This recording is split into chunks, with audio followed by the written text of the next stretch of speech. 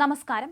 41 പേരുടെ ജീവനെടുത്ത കരൂർ റാലി ദുരന്തത്തിന് പിന്നാലെ തമിഴക വെട്രി കഴകം പ്രസിഡന്റും നടനുമായ വിജയെ പ്രതിയാക്കി തമിഴ്നാട് പോലീസ് ഇന്ന് കേസ് രജിസ്റ്റർ ചെയ്യും.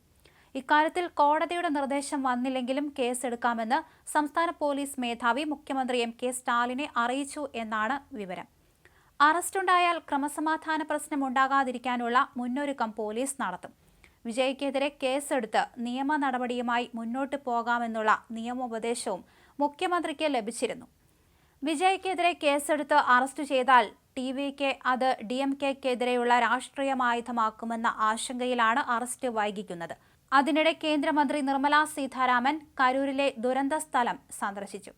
തമിഴ്നാട്ടിൽ നിന്നുള്ള കേന്ദ്ര സഹമന്ത്രി L. മുരുകൻ, ജില്ലാ കളക്ടർ എന്നിവർ നിർമ്മലയ്ക്കൊപ്പമുണ്ടായിരുന്നു. അതേസമയം വിജയ്ക്കെതിരെ കരൂർ നഗരത്തിലാകെ പോസ്റ്ററുകൾ പ്രത്യക്ഷപ്പെട്ടത് വിവാദത്തിന് ഇടയാക്കിയിട്ടുണ്ട്.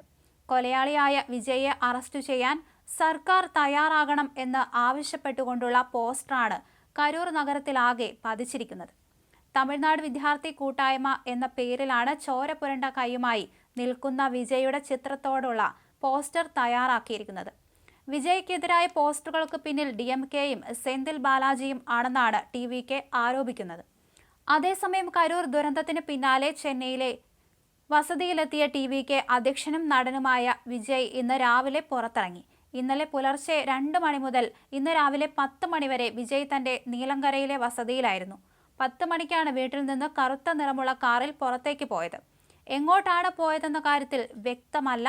പാർട്ടി ഓഫീസിലേക്കോ വിമാനത്താവളത്തിലേക്കോ പോകാനാണ് സാധ്യത. പോലീസ് സംരക്ഷണത്തിലാണ് നടൻ പുറത്തിറങ്ങിയത്. കരൂരിലേക്ക് പോകാൻ വിജയ് അനുമതി തേടിയെങ്കിലും പോലീസ് നിഷേധിച്ചിരുന്നു. അപകടത്തെക്കുറിച്ച് പോലീസ് അന്വേഷണവും ജുഡീഷ്യൽ അന്വേഷണവും പുരോഗമിക്കുകയാണ്. റാലി നയിച്ചത് ടി.വിക്ക് പ്രസിഡന്റ് വിജയാണ്. എന്നാൽ ഇതുവരെ കേസെടുത്തത് ടി.വിക്ക് general secretary Bussy Anand, joint secretary CT Nirmal Kumar, Karur ജില്ലാ സെക്രട്ടറി മതിയഴകൻ എന്നിവർക്കെതിരെയാണ്. മനഃപൂർവ്വമല്ലാത്ത നരഹത്യ ഉൾപ്പെടെയുള്ള വകുപ്പുകൾ പ്രകാരമാണ് കേസെടുത്തിരിക്കുന്നത്. വിജയുടെ റാലിയിൽ തിക്കിലും തിരക്കിലും പെട്ട് മരിച്ചവരുടെ എണ്ണം 41ആയി. ഗുരുതരമായി പരിക്കേറ്റ് ചികിത്സയിൽ കഴിഞ്ഞിരുന്ന 65 വയസ്സുകാരി സുഗുണയാണ് മരിച്ചതെന്നാണ് റിപ്പോർട്ടുകൾ. അതേസമയം ചികിത്സയിൽ കഴിഞ്ഞിരുന്ന 55 പേർ ആശുപത്രി വിട്ടു. നിലവിൽ 50 പേരാണ് ചികിത്സയിൽ കഴിയുന്നത്. ഇതിൽ 2 പേരുടെ നില അതീവ ഗുരുതരമാണ്. മരിച്ചവരിൽ ഭൂരിഭാഗം പേരും കരൂർ സ്വദേശികളാണ്.